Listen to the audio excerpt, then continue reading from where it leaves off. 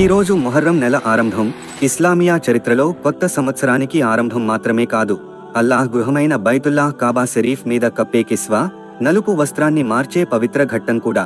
గతంలో కిస్వా మార్చేది జుల్ హిజ్జా 9 ఎందుకంటే ఆ రోజు ముస్లింలంతా అరఫా మైదానంలో ఉంటారు. ఆ సమయంలో కాబా చుట్టూ తక్కువ మందే ప్రజలు ఉంటారు కాబట్టి. కానీ ఇప్పుడు ఈ గొప్ప సంప్రదాయం ముహర్రం 1న జరుపుతున్నారు, ఎందుకంటే ఇది హిజ్రీ సంవత్సర ఆరంభం అని. కానీ పాత కిస్వా ఏమవుతుంది? దానిని ఏదైనా రహస్య ప్రదేశంలో పాతిపెడతారా? అయితే వినండి, పాత కిస్వాను చాలా గౌరవంతో చిన్న చిన్న ముక్కలుగా కత్తిరిస్తారు. ఆ తర్వాత ఈ ముక్కలను ముస్లిం నాయకులకు, ఇస్లామిక్ దేశాలకు మరియు విఐపి అతిథులకు బహుమతిగా ఇస్తారు. కొన్ని భాగాలను సౌదీ అరేబియాలోని మ్యూజియంలలో ఉంచుతారు. ఒకప్పుడు పాత కిస్వాను ముక్కలుగా కత్తిరించి రహస్యమైన ఎడారి ప్రాంతంలో మట్టిలో పాతిపెట్టేవారు.